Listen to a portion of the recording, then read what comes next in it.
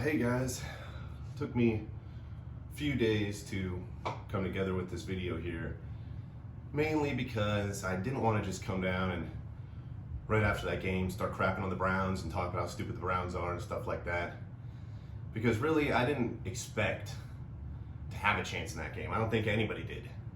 I mean, there was some sort of like hope because, you know, there's always hope, but I don't think anybody, if you asked them, would have just said that they expected the Browns to win that game.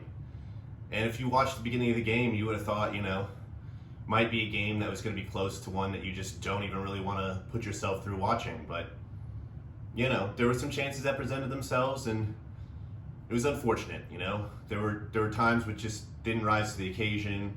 Of course, there was that call that was clearly targeting, but, you know, they really need to change that fumble through the end zone rule. It makes no sense whatsoever. I mean, what good does it do that somebody fumbles in the end zone after driving all the way down the field, and then all of a sudden the other team just gets the ball, whatever, you know? I mean, it should just be a dead ball or something like that, and we just redo the play.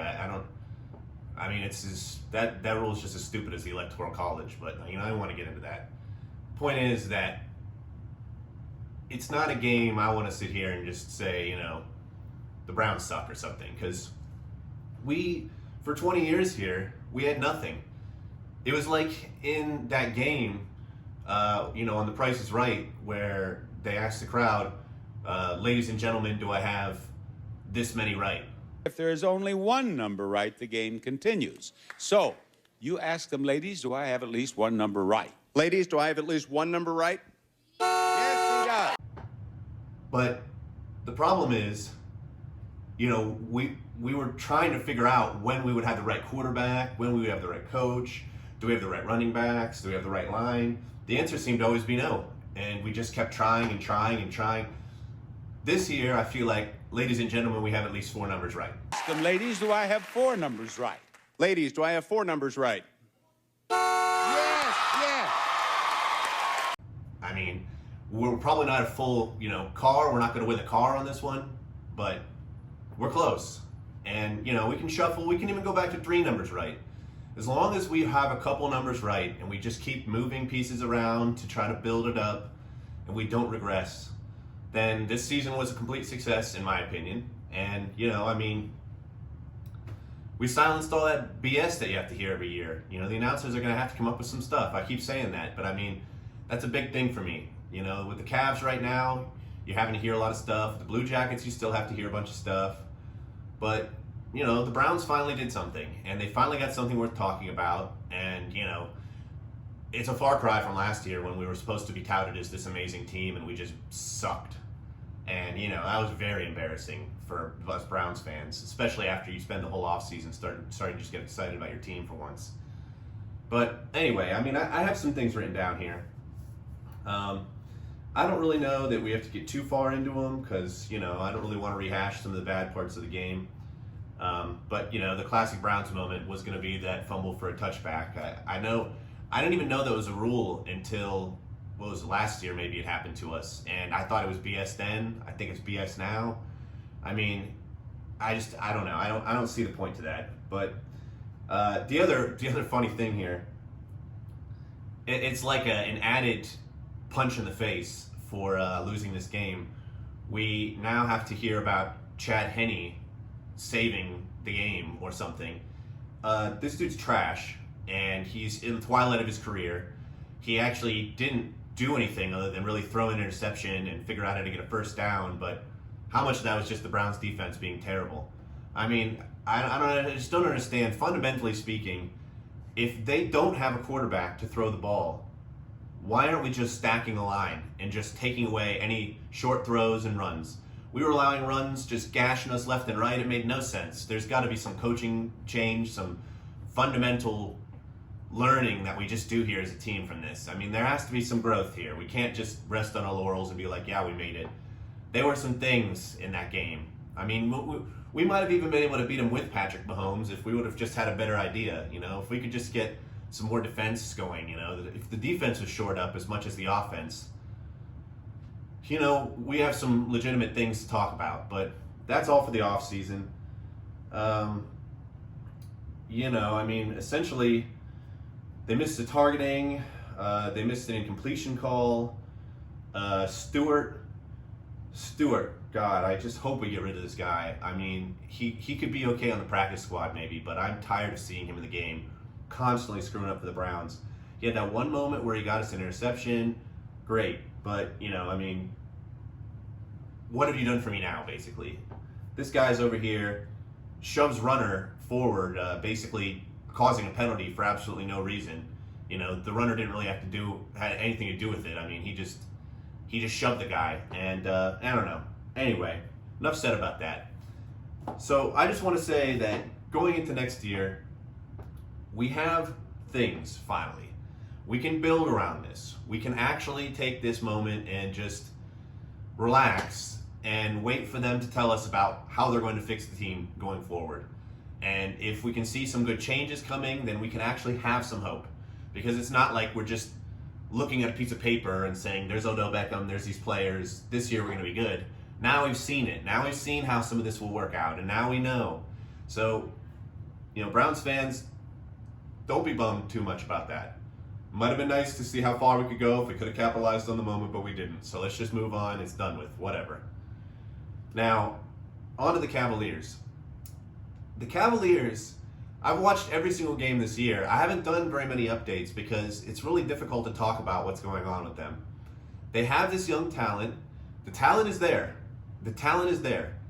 And it seems like, you know, Biggerstaff or somebody needs to get them together and give them some basic plays to start running. Give them something to build on. You know, they go out there and it's like, you know, everybody sort of has an idea of how they want to play, like street ball or something. And they sort of just like, you know, will set some picks for each other and, you know, pick and rolls here and there. But I mean, most games, the turnovers are just crazy. They're just like running down the court and just throwing the ball out of nowhere. I used to play basketball with a guy who just blew my mind because what he'd do is he'd come in and he'd try to do this like dribble move where he'd like fake his head. I mean, his body wasn't moving. He wasn't turning anything. His hands weren't doing anything. All he did was he'd come up to you and he'd be like, boop, boop, boop, boop, boop, boop, boop, boop, boop. And then he'd just throw the ball one way or another. His head's moving so quick you didn't even know you're at. He just goes, boom, and the ball's like lost. And everybody's looking at him like, I mean, dude, that didn't even look cool. That wasn't even some kind of swag move you pulled there and you just messed it up. I mean, somebody just needs to fundamentally teach you how to play basketball.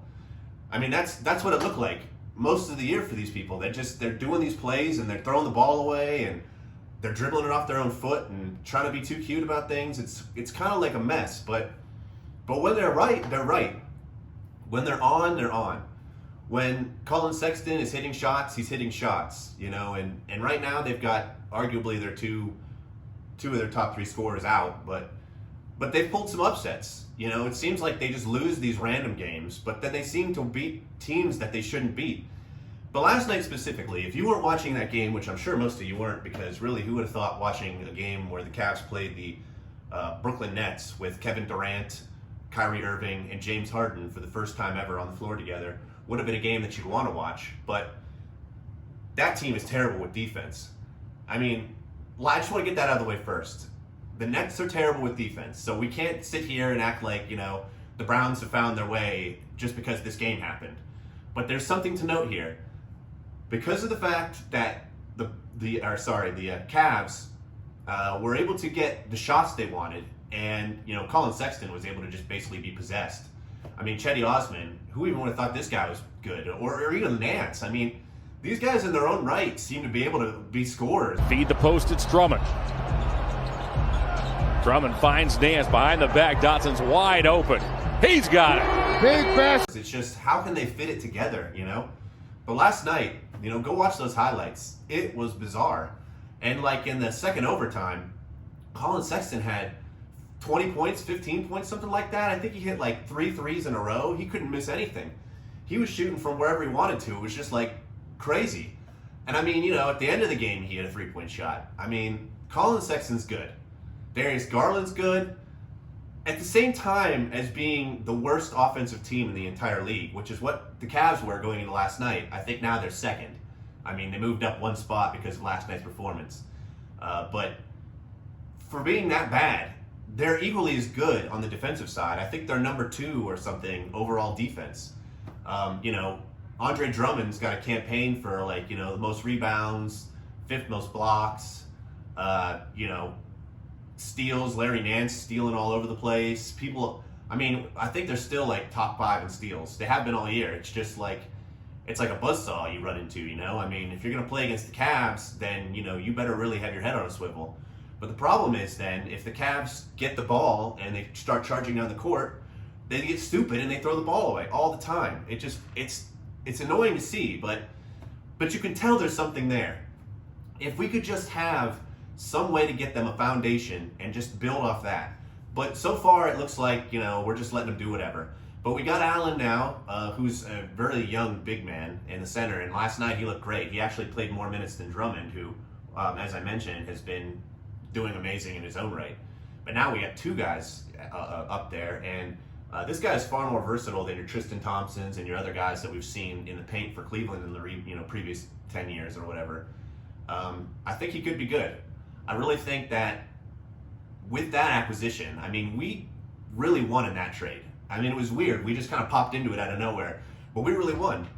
And it was incredible to see so many stories come to an end. I mean, here's Kyrie Irving back at the Cavs, I should say, back in Quicken Loans Arena or whatever, which is not even called that anymore, but that's where he was. It was the first time back there, and he started out great, but he got a loss.